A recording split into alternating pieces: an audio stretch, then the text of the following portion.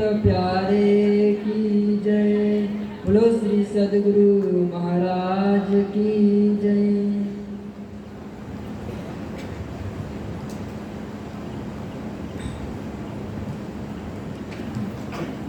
अनेक प्रांत से पधारे सुंदर साथ जी के सभी के चरणों में मेरा प्रेम प्रणाम जी। आज सबको विदित होगा कि हमारे निजानंद समाज में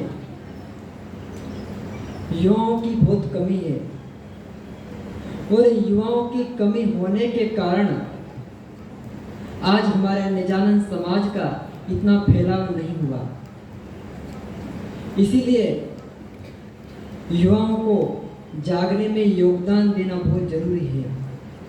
मैं इसी विषय लेकर आप सभी के सामने मेरी अल्प शब्दों के साथ बात रखूंगा। पहले हम समझेंगे कि जागने में युवाओं का योगदान, जागने की परिभाषा क्या होती है। मैं संक्षिप्त में इतना कहूंगा कि जब एक आत्मा सृष्टि के सत रज और तम त्रिगुणात्मक बंधनों से परे उठकर अपनी अखंड निस्बत की पहचान कर, अपने मूल आत्म स्वरूप की पहचान कर परब्रह्म अक्षरातीत को साक्षात्कार कर लेती है तो वही आत्मा की जागनी कहलाती है।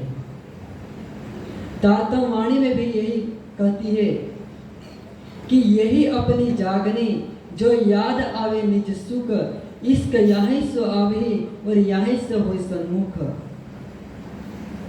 अब हम मूल विषय पर आते हैं। मूल विषय है जागने में युवाओं का योगदान, क्योंकि युवा शक्ति का प्रतीक है। उसमें सामर्थ्य है, उसमें बल है, उसमें पुरुषार्थ है। अगर एक युवा इन सभी गुणों के साथ दृढ़ संकल्प वाला हो तो वह असंभव से असंभव कार्यों को भी संभव करने की क्षमता रखता है। यदि हम इतिहास पर दृष्टि डालें तो हमको यही ज्ञात होता है कि चाहे धार्मिक क्षेत्र हो, सामाजिक क्षेत्र हो, चाहे राष्ट्र नवनिर्माण की बात हो, चाहे धर्म की पुनर्स्थापना की बात हो, युवाओं ने अपने बल से, तेज से, वीरता से, त्याग से, बलिदान से इतिहास को नई दिशा प्रदान की है।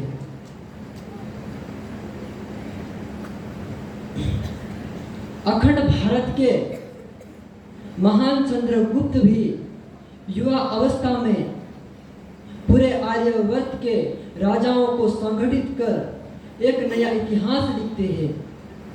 एक दासी के पुत्र होने के बावजूद भी उनकी युवा शक्ति, उनका दृढ़ संकल्प था। जब आचार्य चाणक्य के सानिध्य में रह के पल्लवित होता है तो अखंड भारत का नींव का सूत्रपात होता है।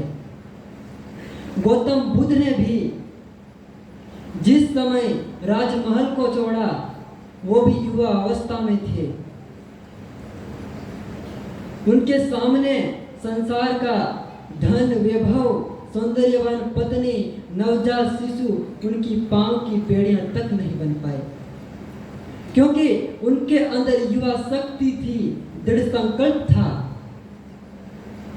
संसार के प्रत्येक वैभव को त्याग के सिद्धार्थ से गौतम बुद्ध बनने का मार्ग त्याग कर देते हैं।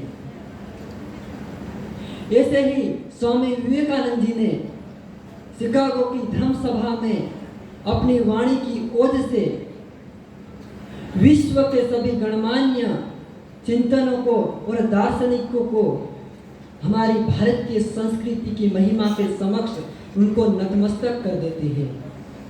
आदि शंकराचार्य जी 16 साल की उम्र में अपनी रोती बिलखती मां को छोड़कर नास्तिकवाद को जड़ से उखाड़ने के लिए थोड़े ही समय में नास्तिकवाद को जड़ से उखाड़ देते हैं और पुनः वैदिक धर्म की स्थापना कर देते हैं। अब हमारे निजानंद समाज में भी ऐसे अनेक युवा विभूतियों के संघर्ष से भरा पड़ा है। जब श्री देवचंद्र जी अपनी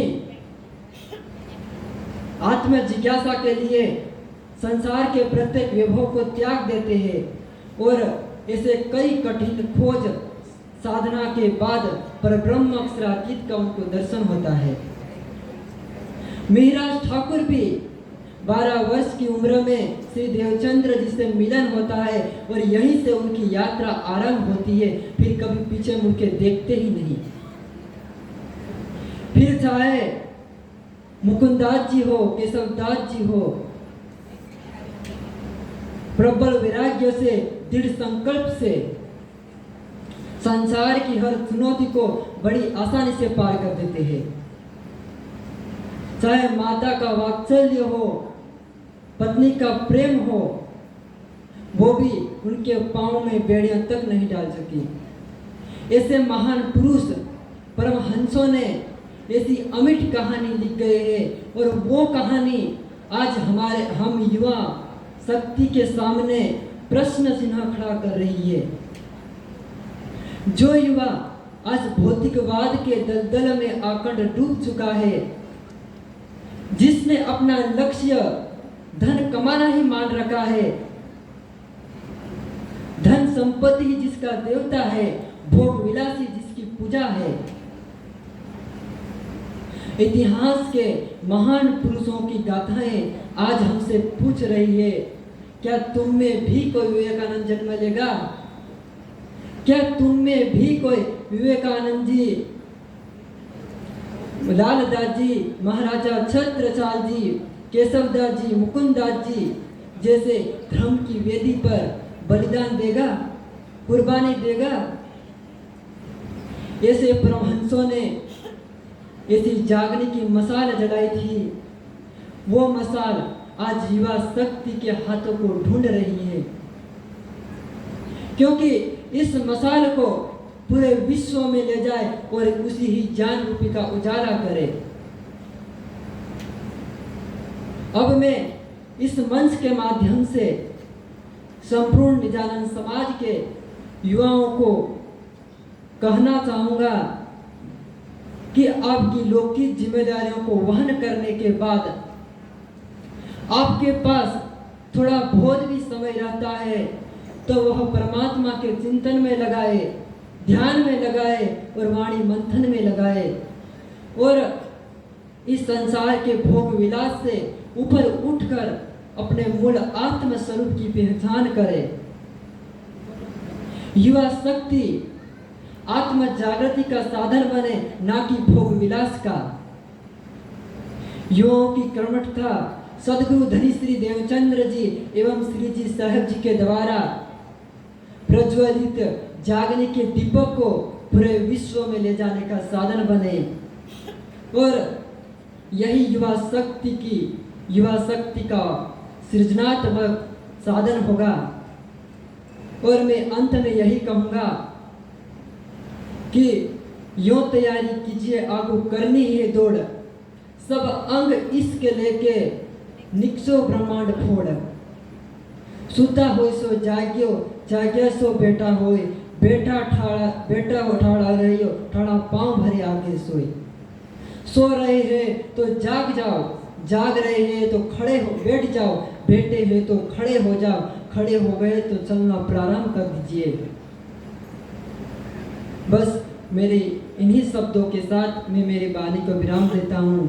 अगर क्योंकि मेरी प्रांतीय भाषा गुजराती है, आदि हिंदी भी है, तो शब्दों में उच्चारण में कभी गलती हो सकती है, इसलिए मैं क्षमा चाहता हूँ। बोलिए श्री प्राणनाथ प्यारे की जय।